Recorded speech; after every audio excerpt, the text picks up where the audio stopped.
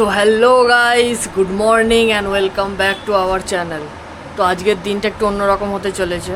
তার কারণ হচ্ছে আজ ব্যাংকে যাব। তার কারণ হচ্ছে ওই আধার কার্ডের সাথে কিছু লিঙ্ক করার ব্যাপার আছে। ফার্স্ট অফ অল ওইটা মেন কাজ।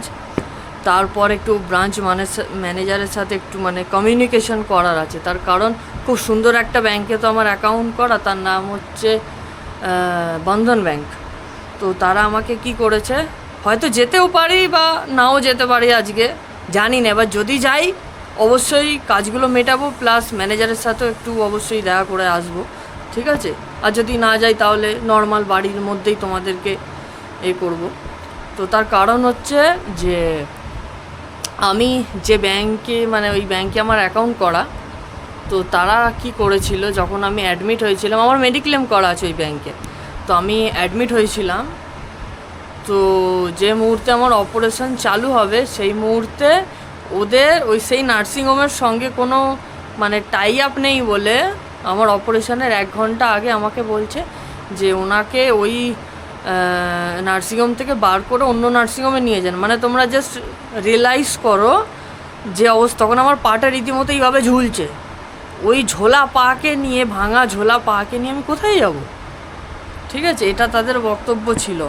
এতদিন পর্যন্ত আমার মেডিক্লেম হয়েছে, আমার মায়ের মেডিক্লেম হয়েছে, কোনো রকম কোনো বেনিফিট পাইনি, ঠিক আছে। কোনো রকম কোনো সাহায্য কোনো শুধুই ফোনে বড় বড় কথা।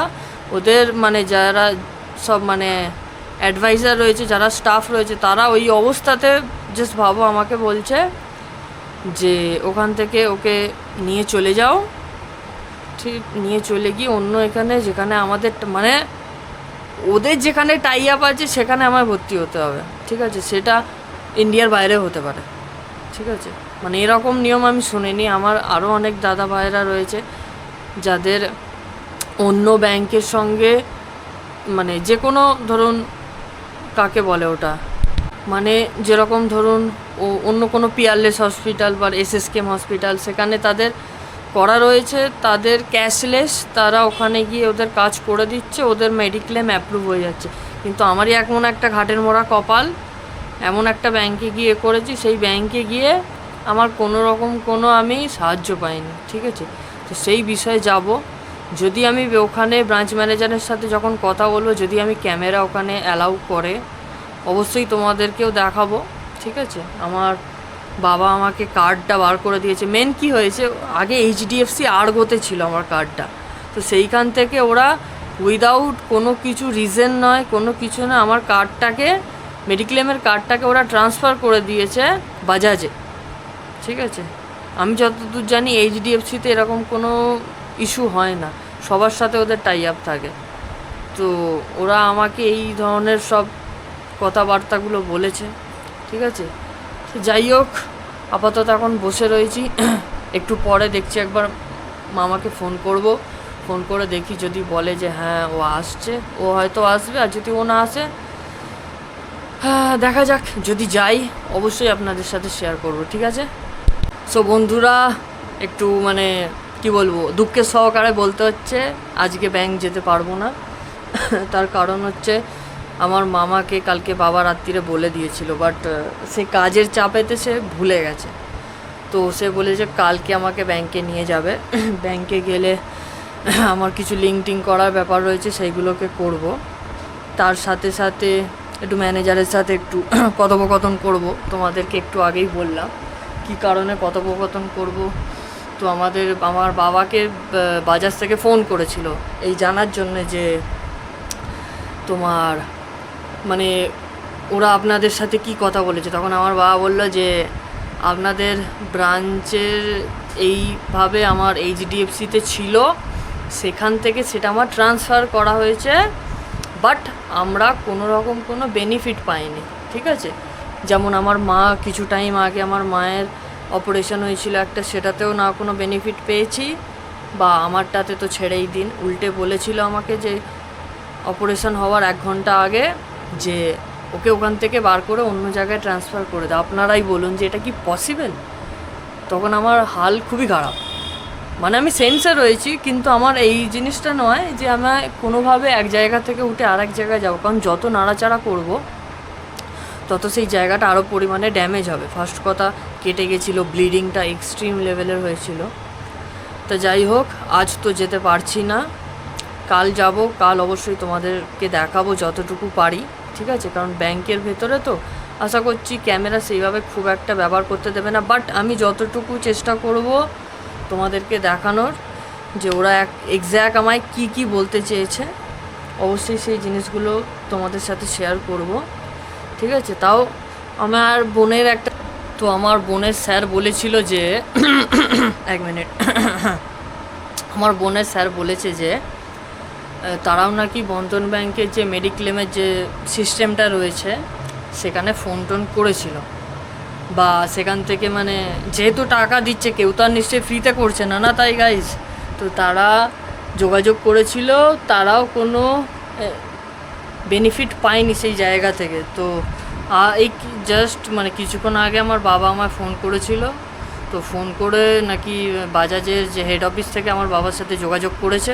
তো তারা নাকি বলেছে যে এরকম আপনি আপনার যে ডকুমেন্টসগুলো রয়েছে একটু সাবমিট করুন, আর যে এজেন্ট বন্ধন ব্যাংকের হয়ে আপনাদের সাথে এরা মিসবিহেভ করে কথা বলেছে, তো তার নাম্বারটা পাঠিয়ে দিন। আমি তারপর আমার কাছে যে ডকুমেন্টসগুলো ছিল অ্যাজ পিডিএফ, সেগুলো মানে ফর্ম ফিল আপ করার জন্য, বা আমার যেখানেতে আমার নাম্বার দিয়ে রেজিস্টার করা রয়েছে সেটা আমার থেকে চাইলো, আমি দিলাম। এবার দেখি কিছু হয় নাকি। মানে সবাই শুধু একটা জিনিস নোটিস করছি, সবাই আসছে শুধু সবার মতো ডকুমেন্টস নিয়ে আমার থেকে মানে কি বলবো ওটাকে, ইনফরমেশানগুলো নিয়ে, তারপর আর তাদের আমি কোনো পাত্তা দেখছি না। এমনকি যেরকম উবের সাপোজ বলছি, সব ডকুমেন্টস নিল, তারপর ফোন করে ফিডব্যাক জিজ্ঞাসা করছি, 1 নম্বর।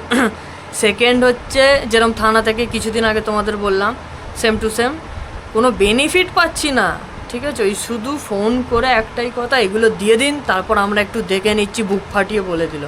ওই বুক ফেটে গেল, ঠিক আছে? আর কিছু না আমি দেখতে পেলাম না, কিছু পেলাম, ঠিক আছে?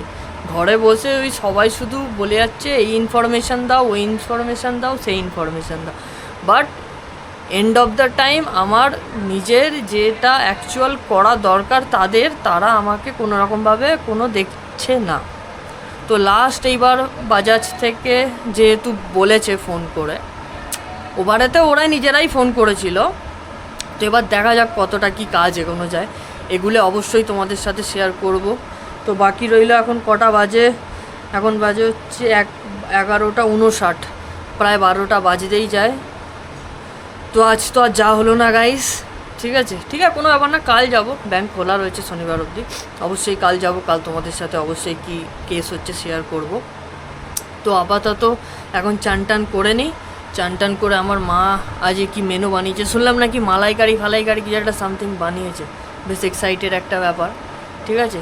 তো চলো গাইস দেখে নেওয়া যাক, আগে চানটা কমপ্লিট করে নিই, তারপর দেখে নিচ্ছি চল। সো এই জাস্ট আমি চান টান কমপ্লিট করলাম, এত ভ্যাবসা গরম, আমি এসি চালিয়ে দিয়েছি, দেখো জাস্ট জানলার পর্দাটা শুধু দেয়নি, জানলাটা এমনি দেওয়া রয়েছে। এই এখন একটু বসি, তারপর আমার মা খাবার দাবার নিয়ে আসে, দেখি শুনছি কি রান্নাবান্না একটু ভালো মন্দ করেছে, দেখা যাক, আমিও দেখবো, তোমাদের সাথেও শেয়ার করব। উফ, আর হিসাব মতো বাকি হচ্ছে আজ কত 20 তারিখ, আর হিসেব মতো যদি দেখতে চাই ম্যাক্স টু ম্যাক্স বাকি হচ্ছে এই 11 to 12 দিন, ঠিক আছে? 11 to 12 দিন হচ্ছে আমার এই প্লাস্টারটা থাকবে, তারপর খুব শান্তি পাবো, বাইরে বেরোবো, বাইরে বেরিয়ে হেরে যায়নি, বাইরে বেরোবো, বাইরে বেরিয়ে আবার পুরনোভাবে কাজকর্ম সব কিছু শুরু করব। অনেকে হয়তো ভাবছে যে ঘরে বসে রয়েছি, পা ভেঙে গেছে, কিছু করতে পারছি না, এই মন্তব্যটা মাথায় আনা ভুল। ঘরে বসে থেকেও নিজেকে দাঁড় করানো যায়, নিজেকে রেডি করা যায় ঘরে বসে থেকেও, ঠিক আছে? আমি নিজে বেরোতে পারছি না, কিন্তু আমি আমার ভিডিওর মাধ্যমে তোমাদের সাথে শেয়ার করতে পারছি আমার ডেলি রুটিন, ডেলি কি করছি আমি, ইচ অ্যান্ড এভরিথিং, সব কিছু যতটুকু পসিবল আমি পারি। দেখো আমার কাছে তো কোনো দামি ল্যাপটপ নেই বা কিছু নেই, যা হয় আমার এই মোবাইল থেকেই, ঠিক আছে? মোবাইল থেকেই আমি আমার মানে এডিটিং বলো যাই বলো, আসলে ক্যামেরাটা একটা টাইম খেটে ভালো ইনকাম করে একটা ক্যামেরাটা ভালো কিনে নিতে পেরেছি বলে আজ একটু আমার খাটুনিটা কম হয়, তার কারণ আমার হয়তো এটা ভালো ফোন ভিভো V50, বাট এতে ওয়াইড অ্যাঙ্গেলের কোনো নেই, ঠিক আছে। আমার এতে আলট্রা ওয়াইড আছে, তো সেই কারণেই আমি ঠিকঠাকভাবে ভিডিও শ্যুট করতে পারি, তোমাদেরকেও আমি করতে পারি। ইনবিল্ড মাইক রয়েছে, স্পিকার রয়েছে, কোনো রকম কোনো সেইভাবে আমার প্রবলেম ফেস করতে হয় না, ঠিক আছে। এই একটা মানে কোনো একটাভাবে করে যতদিন ভালো ছিলাম একটা ভালো জিনিস আমি নিয়ে রেখেছি। তো যাই হোক বন্ধুরা, চলো আপাতত বসে রয়েছে, একটু মাথার চুলফুল শুকিয়ে নিয়ে দেন আমার মা যে কি খাবার করেছে দেখে নেওয়া যাক।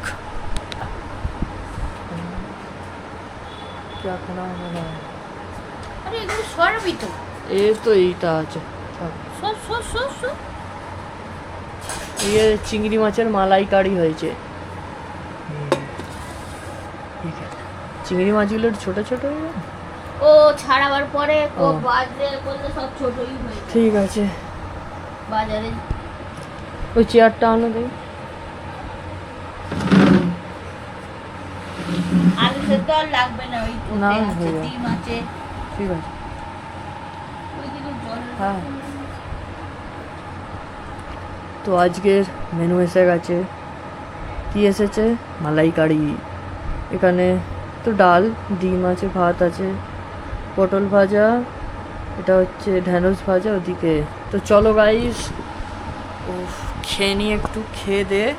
দেখছি বাজাজ থেকে বলেছে আমায় নাকি কল করবে, তো চলো দেখছি তাদের কলটা অ্যাটেন্ড করব, কি বক্তব্য আমিও একটু শুনে তারপর ওবেলা তোমাদের সাথে অবশ্যই শেয়ার করব। তো চলো আপাতত খেয়ে নিই আমি। সো বন্ধুরা, আমি দুপুরে ঘুমাবো ভেবেছিলাম, বাট সেইভাবে খুব একটা ঘুমাতে পারিনি, তার কারণ আমার ভাগনা আর বোন এই ঘরেতে প্রজেক্ট মানে কী করছিল ভগবান যাবে না, বারবার বিছানায় উঠছিল, ঘুম চটকে গেছে, পারিনি ঘুমাতে। এখন বাজে হচ্ছে 4:15 বাজে। তো ফট করে বাইরে খুব জোরে বৃষ্টি হচ্ছে না, বৃষ্টি আসতে হচ্ছে, কিন্তু তুমুল জোরে আকাশ ডাকছে। এই দেখো, তোমরা দেখতেই পাচ্ছ আশা করছি, দেখো এই দেখো আবার জোরে এসে গেল বৃষ্টিটা জম করে। তো এই হচ্ছে এখন চলছে। তো আমাকে দুপুরবেলা যারা ফোন করবে বলেছিল, তারা একটু সরে বসি, জানলার দিকে যাই, যারা ফোন করবে বলেছিল তারা কেউ ফোন করেনি আমাকে। এই দেখো বৃষ্টিটা একবার দেখো, এই দেখো হচ্ছে,